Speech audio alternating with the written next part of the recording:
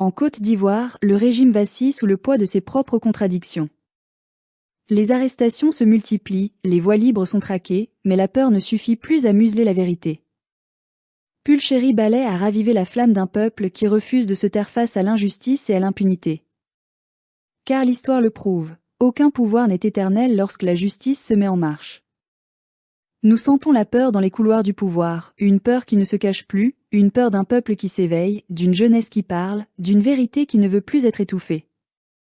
En Côte d'Ivoire, à l'approche de 2026, les visages changent, mais les mêmes silences demeurent. On arrête, on surveille, on intimide. Et quand le mot justice franchit encore nos lèvres, il résonne comme un écho lointain dans un pays où l'état de droit semble devenu un souvenir. Depuis des années, nous vivons avec les blessures ouvertes de 2002, de 2010, de 2011. Des milliers de morts, des familles déchirées, des exilés, des humiliés, des oubliés. Et pourtant, les vrais responsables courent toujours, protégés par le manteau de l'immunité politique et le silence complice des grandes puissances.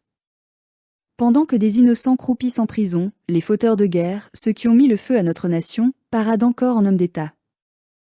Voilà la tragédie de notre pays, la justice y punit les faibles et protège les puissants. Quand Pulchéry Ballet ose parler, quand elle ose dire tout haut ce que beaucoup pensent tout bas, ce n'est pas seulement une voix qu'on tente d'éteindre, c'est tout un souffle de liberté qu'on cherche à étouffer. Elle incarne cette Côte d'Ivoire lucide, cette jeunesse qui ne veut plus avoir peur, qui refuse de baisser la tête.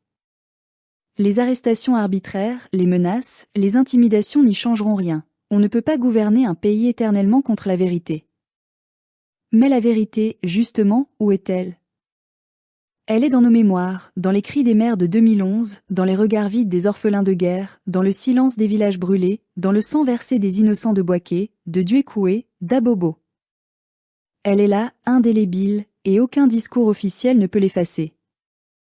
Tant que justice ne sera pas rendue pour tous, la paix ne sera jamais complète. Car la paix sans justice n'est qu'un mensonge politique, un vernis sur une plaie purulente. Ce qui se joue aujourd'hui en Côte d'Ivoire dépasse les hommes et les partis. Il s'agit de savoir si nous voulons rester une nation prisonnière d'un système de peur, ou si nous voulons redevenir une république de droit, où nul n'est au-dessus de la loi. Trop de sang a coulé.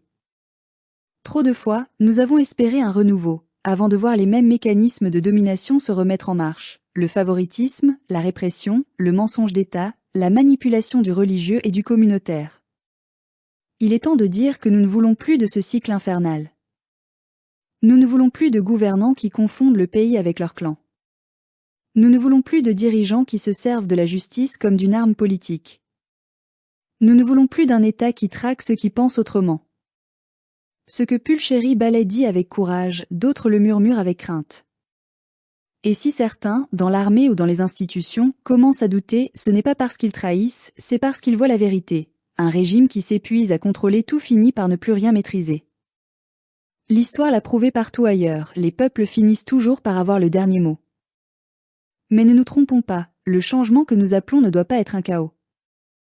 Il ne doit pas être une vengeance, ni une nouvelle guerre. Il doit être une renaissance. Il doit être la construction patiente d'un État juste, d'une justice indépendante, d'un pays qui n'a plus peur de juger ses bourreaux, quels qu'ils soient, d'où qu'ils viennent, de quelle religion, de quelle région, ou de quelle alliance internationale. Nous devons rompre avec cette culture d'impunité qui a gangrené nos institutions depuis trop longtemps. Nous devons exiger la vérité sur tous les crimes, du premier au dernier. Nous devons dire aux puissances étrangères qui ont joué un rôle dans nos souffrances que l'Afrique d'aujourd'hui n'est plus celle d'hier. Nous voulons une justice universelle, pas une justice sélective. Nous voulons que les tribunaux internationaux cessent d'être les instruments politiques des grandes puissances et deviennent enfin les gardiens de la vérité. Car le monde doit savoir, le peuple ivoirien n'est pas un peuple de haine, mais un peuple de mémoire. Nous avons pardonné, souvent trop. Mais nous n'avons pas oublié. Et si nous réclamons aujourd'hui un nouveau départ, c'est pour que nos enfants n'aient plus à vivre les mêmes drames, les mêmes trahisons, les mêmes exils.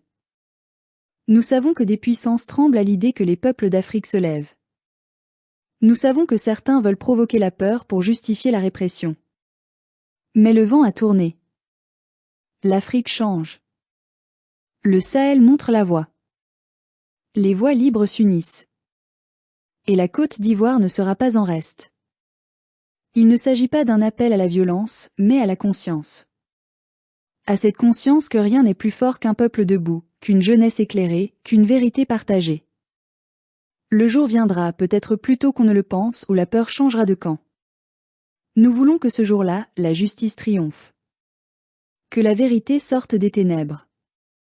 Que les coupables, quels qu'ils soient, rendent des comptes. Et que la Côte d'Ivoire retrouve enfin son honneur, sa dignité, son âme.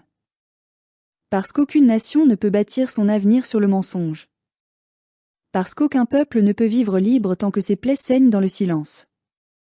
Et parce qu'un pays sans justice est un pays sans avenir. Nous croyons encore à la lumière, même dans la nuit. Et c'est cette foi, simple et indestructible, qui finira par nous libérer.